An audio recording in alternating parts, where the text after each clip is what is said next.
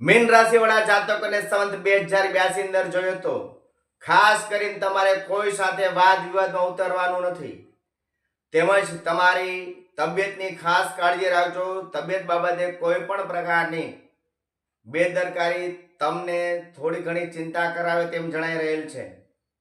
કોઈ વખત તમારા કુટુંબની અંદર વાદ વિવાદમાં ન ઉતરો અને આર્થિક પરિસ્થિતિની અંદર જોઈએ તો મીન રાશિવાળા જાતકોએ ખોટા રોકાણો કરવા નહીં, બરોબર। ખોટા કોઈના વાદ વિવાદની અંદર જામીન પણ થવું નહીં। તો આ વર્ષ મીન રાશિવાળા જાતકોને 40% જેટલું સારું છે, 10%ની અંદર તમારે ચડાવ ઉતાર વાળું રહેલ છે।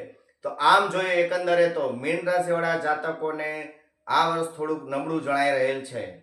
તો આ હતું સંવત 2082 નું મીન રાશિવાળા જાતકોનું સંક્ષિપ્તમાં રાશિફળ।